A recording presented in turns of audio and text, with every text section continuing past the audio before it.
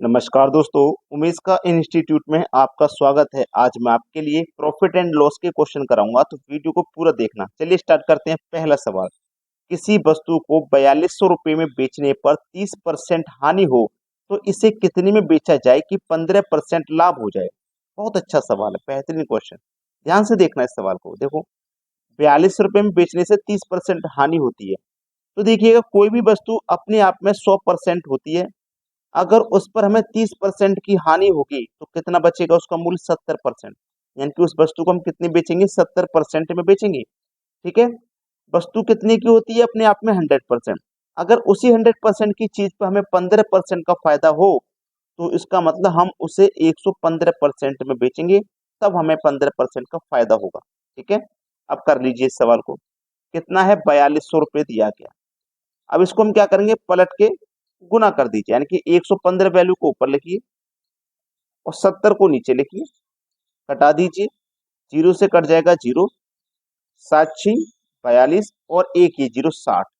60 का गुना 115 से करो। सबसे पहले तो ये जीरो लिखो लास्ट में। 6×5 = 30, 30 का भी जीरो आ जाएगा, हासिल लगे 3। 11×6 = 66 और हासिल के 3 जोड़ दो तो 69। ये आपके सवाल का है बिल्कुल सही जवाब। बात सभी को क्लियर हो गई। अब देखेंगे अगला प्रश्न। अगला प्रश्न है, 200 वस्तुओं का क्रय मूल्य 240 वस्तुओं के विक्रय मूल्य के बराबर हो तो लाभ या हानि प्रतिशत क्या है। देखो, 200 वस्तुओं का क्या क्रय मूल्य, क्रय मूल्य मतलब कॉस्ट प्राइस। ठीक है। 240 वस्तुओं का विक्रय मूल्य, विक्रय मतलब सेलिंग प्राइस क्या है, बराबर है। इसे बराबर लिखिए। इधर देखो सीपी है, जब मैं एसपी को इधर लेके आऊंगा तो सीपी के बटे में एसपी हो जाएगा। जब एसपी इधर आ गया ना, तो इधर बचा आपके पास 240, और इस 200 को इधर लेके जाऊंगा तो 240 के बटे में 200 आ जाएगा। इसका मतलब हुआ कि कॉस्ट प्राइस आपका 240 है और सेलिंग प्राइस 200 है। अब 240 की चीज को हम 200 में बेचेंगे तो 40 रुपए का नुकसान होगा। ठीक है। कितने पे होगा, आप जानते हैं हमेशा कॉस्ट प्राइस पे 240 पे। और प्रतिशत के लिए आप क्या करोगे, 100 से गुना करोगे। कटा दीजिए बस इसको, जीरो से चला जाएगा जीरो, 4×1 = 4, 4×6 = 24 और 6 से घटाएंगे इसको। ये कितनी बार में कटेगा, 6 से, 6 से कट जाएगा।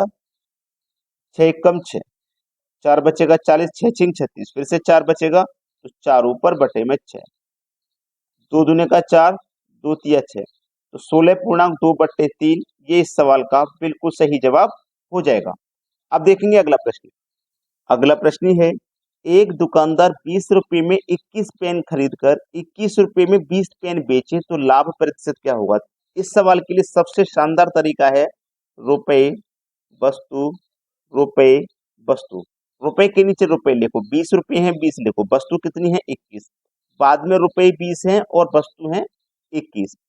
ठीक है, एक मिनट फिर से देखिए। बाद में 21 रुपए हैं और वस्तु 20 है आपकी। ठीक है, वस्तु 20 है। अब इसको करने के लिए आपको अंदर अंदर वाली संख्याओं का मल्टीप्लाई करना पड़ता है और बाहर से बाहर वाली संख्याओं का मल्टीप्लाई करना पड़ता है। सबसे पहले करते हैं अंदर वाली संख्या का मल्टीप्लाई। 21×2 = 42 और एक जीरो, 21 का गुना करेंगे तो 441 होगा। ये गलती से हो गया, फिर इधर लिख देता हूँ।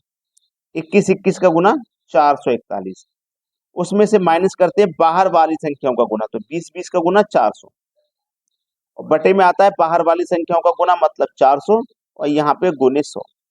441 में से 400 जाएगा तो कितना बचेगा भैया, 41, बटे में कितना है 400 और गुने में कितना है 100। 100 से 400 कट जाएगा 4 बार में, 4 धाम में 40, एक बचेगा नहीं जाएगा तो दशमलव। ठीक है, 10 हो जाएगा तो ये आपके पास एक बचेगा नहीं, 10 हो जाएगा तो 4×2 = 8 और 2 बचेगा 20, 4×5 = 20, 10.25 हो जाएगा। आपका आंसर कितना हो जाएगा, 10.25। अब देखेंगे अगला प्रश्न। अगला सवाल है, 80 रुपए की किसी वस्तु को 100 रुपए में बेचने पर प्रतिशत लाभ क्या होगा। देखो, कोई चीज 80 रुपए की है और हम उसे बेचेंगे 100 रुपए में।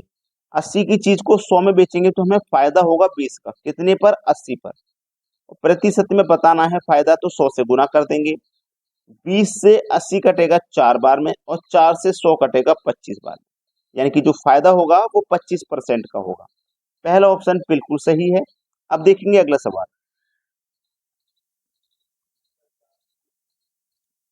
अगला सवाल है 500 रुपए की वस्तु को 5% हानि पर बेचा जाता है तो वस्तु का विक्रय मूल्य क्या है। बहुत अच्छा सवाल। देखो 500 रुपए की चीज है हमारी, उसे हम 5% की हानि पर बेचेंगे। ठीक है, 5% की हानि पर।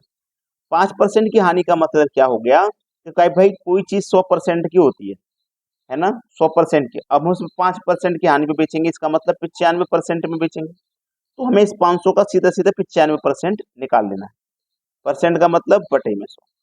2 जीरो से कटाओ 2 जीरो, 5 का गुना 95 से कर दो, 5 गुने 5 25, हाथ से लग गए 2, पानी में 45 और 2 जोड़ दो तो 47, 475 हो जाएगा, जो कि हमारे सी ऑप्शन में। प्रश्न सभी को समझ में आ गया। अब देखेंगे अगला सवाल। अगला सवाल है 600 रुपए में किसी वस्तु को बेचने पर 20% का लाभ होता है, वस्तु का क्रय मूल्य क्या है। देखो बहुत अच्छा सवाल है ये, बेहतरीन। कोई भी वस्तु हो वो अपने आप में 100% होती है, उससे 20% का लाभ होता है। यानी कि आप 100% की चीज को, ठीक है, 120 में बेचेंगे, 120 में बेचेंगे, तभी तो आपको 20% का फायदा होगा। समझिएगा भाई, 100% की चीज पे आपको 20% का फायदा चाहिए, तो आप उसे 120 में बेचेंगे तभी तो 20% का फायदा होगा। तो कितने बेचेंगे आप उसको, 120% में। ठीक है, अब यहाँ पे कितना, 600। 600 रुपए की किसी वस्तु को 20% के फायदे में बेच रहे हैं, तो यहाँ पे 600 है। अब 120 का 600 में डिवाइड कर दो और 100% का मान निकालने के लिए 100 से मल्टीप्लाई कर दो। ठीक है, चलिए यहाँ सबसे पहले 0 से 0 कटेगा, 12 पंजे 60 और 5 का गुना 100 में कर दो तो आंसर आ जाएगा 500। 500 मिलेगा आपको पहले ही ऑप्शन में। अगर आपने वीडियो को अभी तक लाइक नहीं किया तो सभी बच्चे लाइक कर दें और शेयर कर दें। ठीक है दोस्तों, धन्यवाद।